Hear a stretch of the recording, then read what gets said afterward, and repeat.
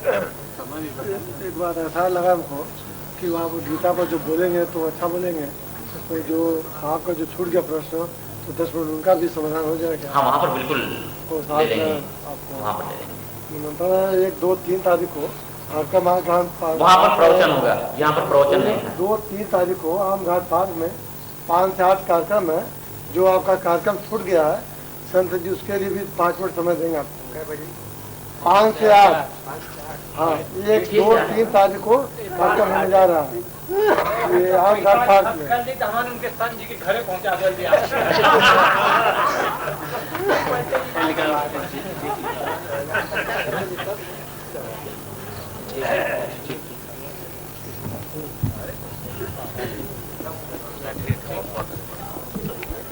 सुनो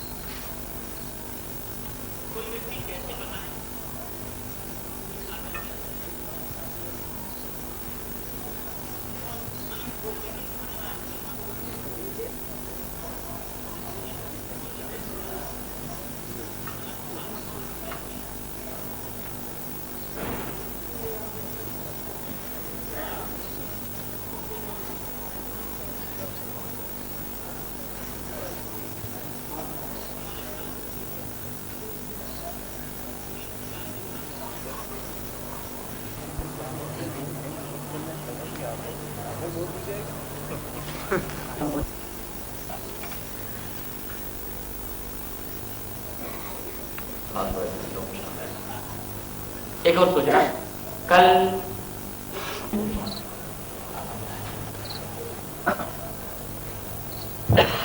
एक लोग आते हैं और प्रसाद लेके जाते हैं।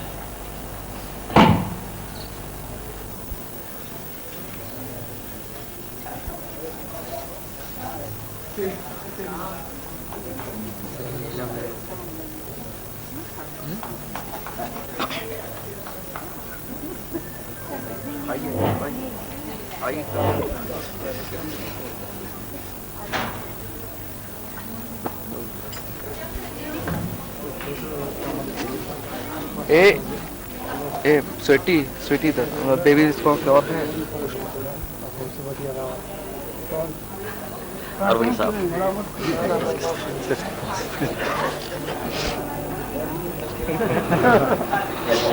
कहे वाला था नहीं निर्देश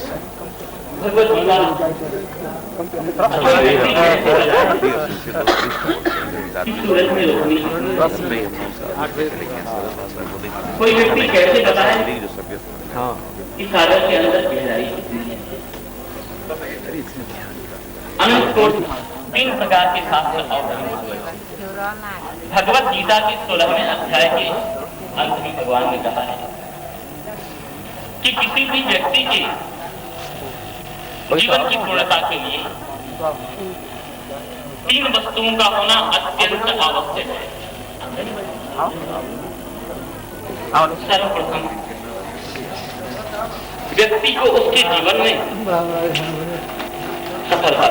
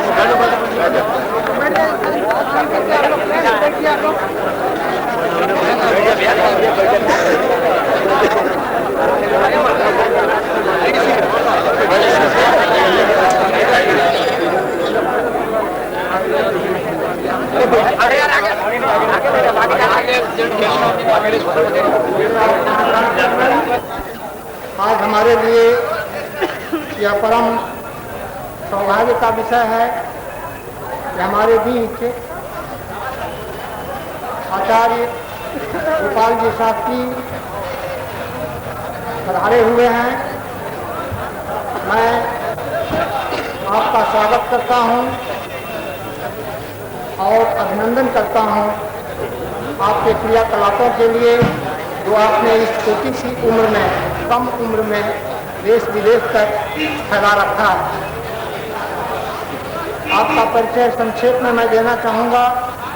आप गाजीपुर जनपद के रहने वाले हैं, एक संस्कृत निष्ठ और संस्कृति निष्ठ परिवार से संबंधित हैं। मुरारी बापू के सानिध्य में रह करके आपने प्रवचन शास्त्रों का गूढ़ अर्थ समझा है, उसका देश विदेश में प्रवचन करते हैं।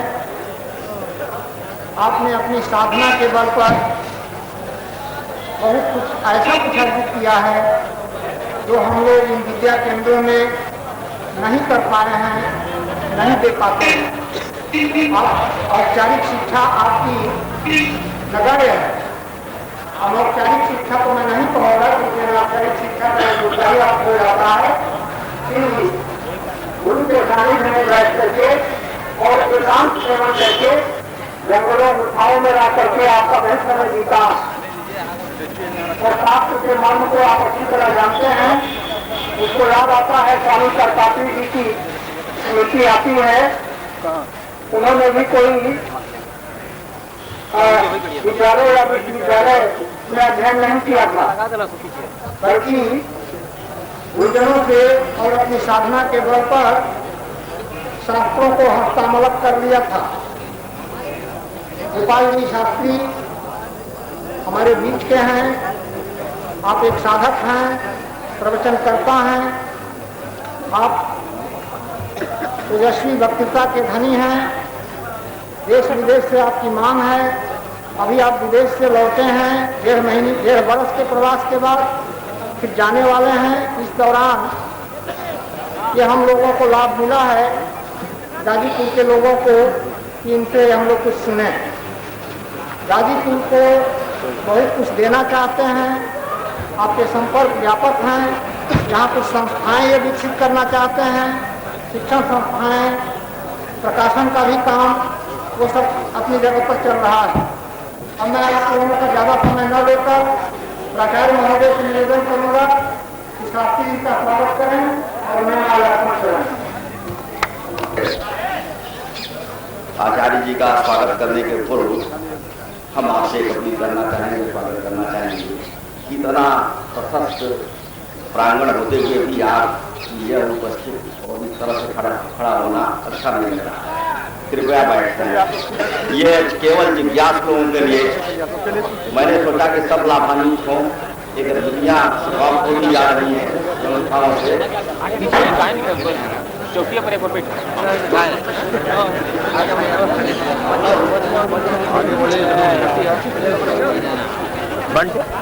अध्यापक बंधुओं एवं प्रिय छात्र एवं छात्रा, ये हम लोगों के लिए आज परम सौभाग्य का विषय है कि हम अपनी धरती के सपूत गीता भगवान के उद्भट विद्वान व्याख्याता और इस विषय के अंतर्राष्ट्रीय विद्वान को अपने बीच आकर अत्यंत गौरव का अनुभव कर रहे हैं और भाव भी हो रहे हैं।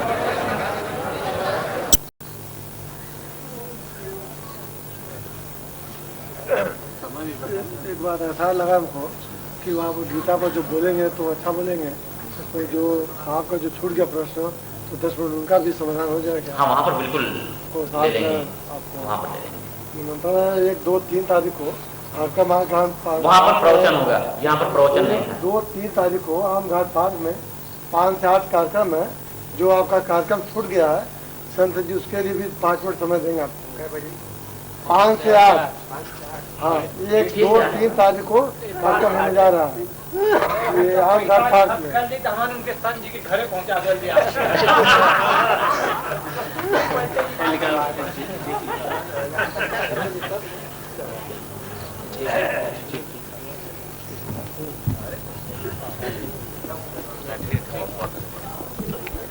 सुनो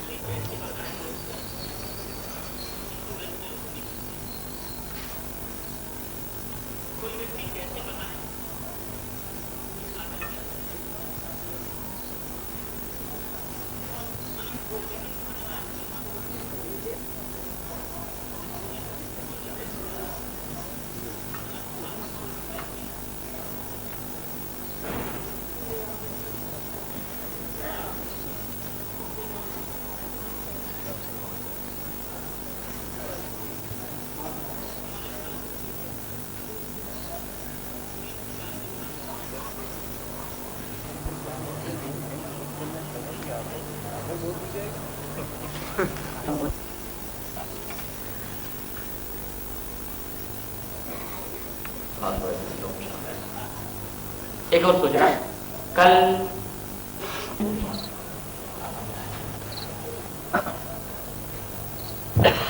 एक लोग आते हैं और प्रसाद में खिलाते हैं।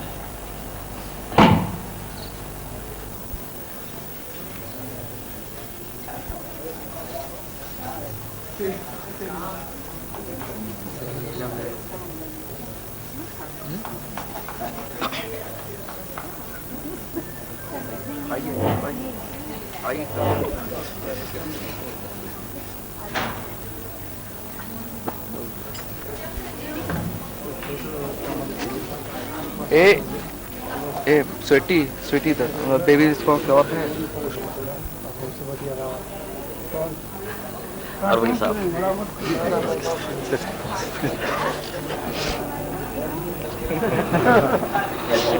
कई वाला था नहीं निर्देश भगवत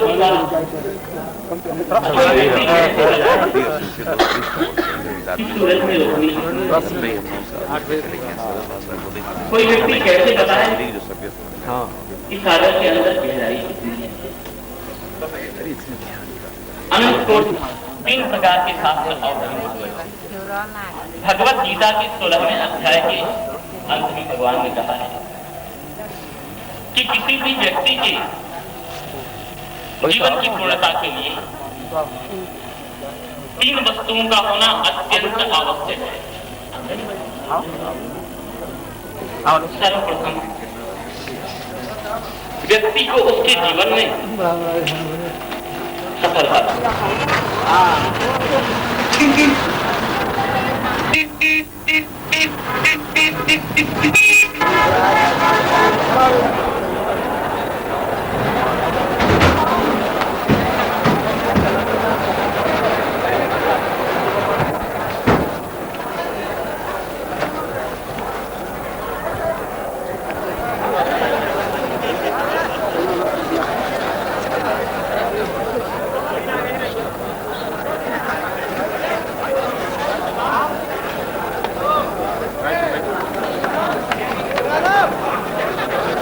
बैठ जाइए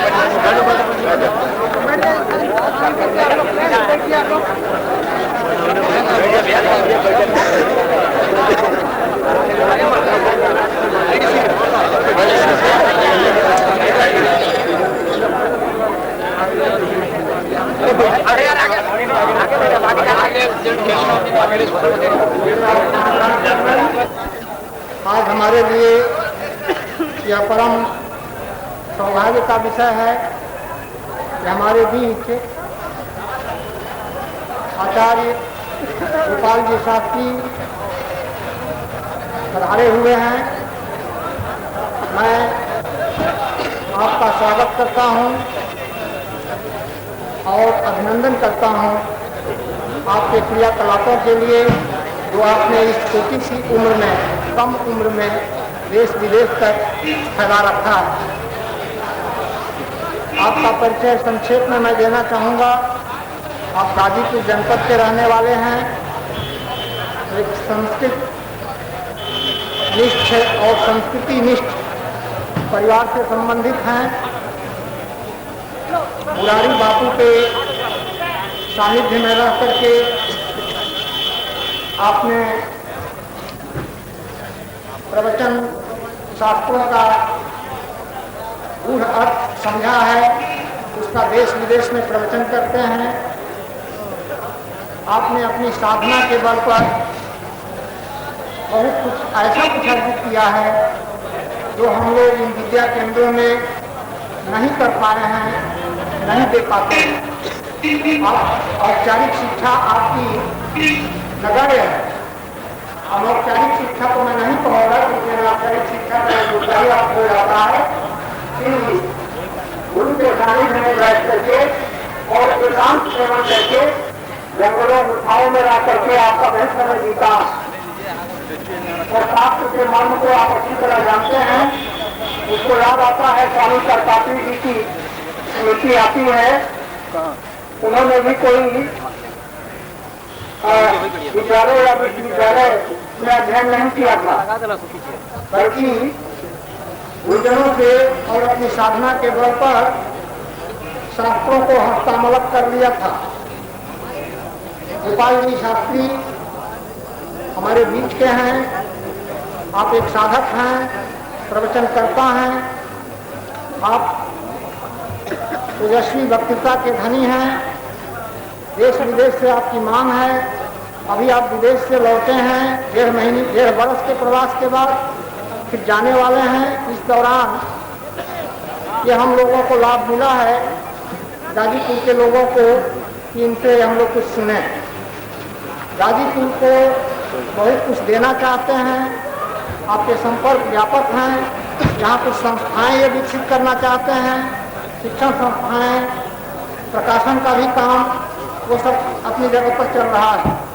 अब मैं आप लोगों का ज़्यादा समय न लेकर प्राचार्य महोदय से निवेदन करूँगा कि शास्त्री जी का स्वागत करें और मैं आलोचना करूँ। आचार्य जी का स्वागत करने के पूर्व हम आपसे एक अपील करना चाहेंगे, स्वागत करना चाहेंगे कि इतना प्रशस्त प्रांगण होते हुए भी आप यह उपस्थित और इस तरह से खड़ा होना अच्छा नहीं लग रहा। कृपया बैठ जाएं। ये केवल जिज्ञास लोगों के लिए मैंने सोचा कि सब लाभान्वित हों। एक दुनिया आपको भी आ रही है संस्थाओं से।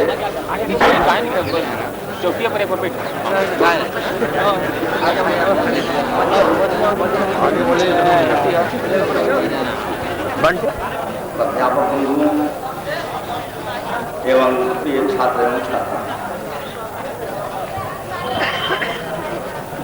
ये हम लोगों के लिए आज परम सौभाग्य का विषय है कि हम अपनी धरती के सपूत गीता भगवान के उद्भट विद्वान व्याख्याता और इस विषय के अंतर्राष्ट्रीय विद्वान को अपने बीच आकर अत्यंत गौरव का अनुभव कर रहे हैं और भाव विभोर हैं। मैं आचार्य जी के बारे में अधिक नहीं जानता हूँ। विगत कुछ दिनों से निरंतर समाचार पत्रों में आपके व्याख्यान की चर्चा प्रकाशित होती रही है। उसके माध्यम से मुझे ज्ञात हुआ कि इस गाजीपुर की धरती का एक लाल गाजीपुर के गौरव को विदेश में दिग दिगंत तक फैलाया है। मेरी जिज्ञासा बढ़ी, उत्कंठा हुई कि आपका दर्शन करूं, आप सबके बीच में आपको लाऊं और आपके उपदेशों से आपको लाभान्वित करें। यह तो अवसर आपका, इसमें महत्वपूर्ण भूमिका डॉक्टर ओम प्रकाश श्रीवास्तव डॉक्टर तिवारी एवं धर्मलाल सिंह ने भाई मैं उनके लिए उन्हें साधुवाद देता हूँ। आचार्य जी का स्वागत करते हुए हम खुले नहीं समा रहे हैं। यह धरती आज धन्य धन्य हो गई है आपको पाकर के। मैं संपूर्ण गाजीपुर की जनता की तरफ से और जनपद की अग्रणी संस्था के प्राचार्य की हैसियत से, अपने प्राध्यापकों की तरफ से, अपने छात्रों की तरफ से आचार्य जी मैं आपका स्वागत करता हूँ, अभिनंदन करता हूँ, वंदन करता हूँ। आपने जो यहाँ कष्ट उठाया और हमें लाभान्वित करने जा रहे हैं, इसके लिए मैं हृदय से आपका आभारी हूँ। और आपके रचनामृत से हम जो स्वागत है तो धन्य होंगे। आज चारों तरफ प्रदूषण की चर्चा हो रही है कि हमारा जल प्रदूषित हो रहा है, वायु प्रदूषित हो रही है, धरती प्रदूषित हो रही है, मगर जो सबसे बड़ा प्रदूषण फैल रहा है वह वैचारिक सांस्कृतिक प्रदूषण, नैतिक प्रदूषण, जिस पर कम लोगों का ध्यान जा रहा है। अभी भी यह भारत भूमि जीने लायक है, कुछ देने लायक है, दूसरों को कुछ देने लायक है, इसके पास है बहुत बड़ी धरोहर है, बहुत बड़ी संपदा है। वो सांस्कृतिक संपदा है, नैतिक संपदा है, जो यहाँ का व्यवहार है, धर्म है, आचरण है, यह बहुत बड़ी देवी है विश्व को। अगर इसको हम जीवित नहीं रख सके तो हम इसको बचा नहीं पाएंगे। तमाम संस्कृतियाँ मिट गई, हम चर्चा करने जा रहे हैं, सुनने जा रहे हैं और अपनी ही धरती के लाल से, अपनी ही धरती के सुकून से, अपनी ही धरती के विद्वान से, उद्भट विद्वान से, तो मैं ज़्यादा समय न लेकर के आपका पुनः नमन करता हूँ, अभिनंदन करता हूँ। और आपने अपने चरण गुरु से इस प्रांगण को बहुत पवित्र किया, इसके लिए मैं आपका हृदय से आभारी हूँ।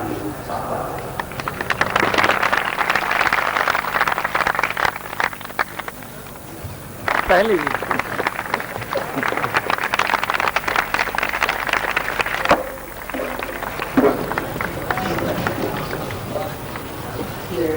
इस डॉक्टर श्री रविन्द्रनाथ सिंह गौतम आवर्तन करना है।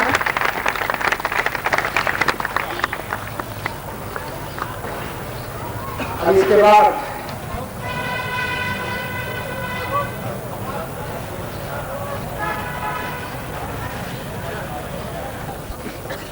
कंसि चाणूरमर्दनम्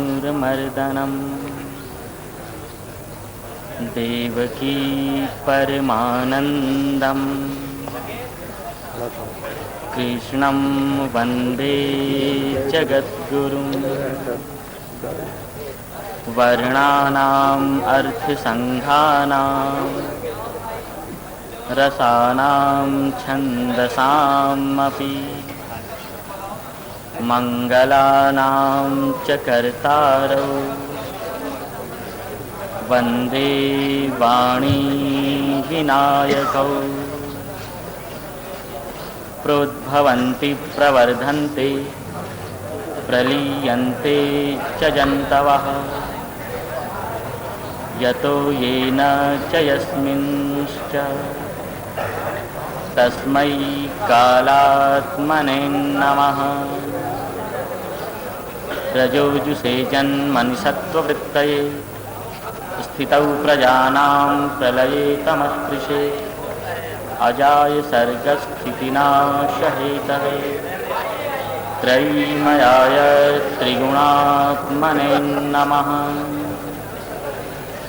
शान्ताकारं भुजगशयनं पद्मनाभं सुरेशं विश्वाधारं गगनसदृशं मेघवर्णं शुभांगं लक्ष्मीकान्तं कमलनयनं योगिभिर्ध्यानगम्यं वन्दे विष्णुं भवभयहरं सर्वलोकैकनाथं यं ब्रह्मा वरुणेन्द्ररुद्रमरुतस्तुन्वन्ति दिव्यैस्तवैर्वेदैः साङ्गपदक्रमोपनिषदैर्गायन्ति यं सामगाः ध्यानावस्थित तद्गतेन मनसा पश्यन्ति यं योगिनो यस्यान्तं न विदुषुराः सुरगणाः देवाय तस्मै नमः।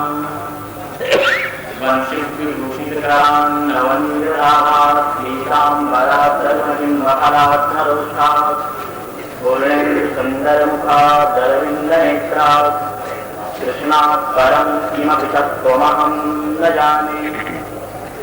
ॐ पार्थाय प्रतिबोधितां भगवता नारायणेन स्वयं व्यासेन ग्रथितां पुराणमुनिना मध्ये महाभारतम् अद्वैतामृतवर्षिणीं भगवतीम् अष्टादशाध्यायिनीम् अम्ब त्वां मनुसन्दधामि भगवत् गीते भवद्वेषिणीम्। विश्वानि देव सवितुर्दुरितानि परासुव यद्भद्रं तन्न आसुव।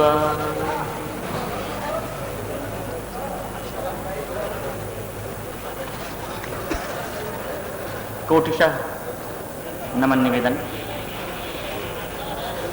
तथा यहाँ पर सुपस्थित इस विद्यापीठ के प्राचार्य महोदय तथा आप सभी शिक्षकगण एवं विद्यार्थी वृंद, परमात्मा की असीम अनुकंपा से आज आप लोगों के समक्ष मुझे कुछ कहने का ये अमूल्य समय प्राप्त हुआ है। यहाँ से बहुत विस्तृत रूप में मेरा परिचय दिया जा रहा था। बहुत बड़े विद्वान, विद्या संपन्न इत्यादि अलंकृत शब्द से विभूषित किया जा रहा था मैं। लेकिन एक बात मैं पहले स्पष्ट कर देना चाहता हूं कि जहां तक मेरे अध्ययन का प्रश्न है,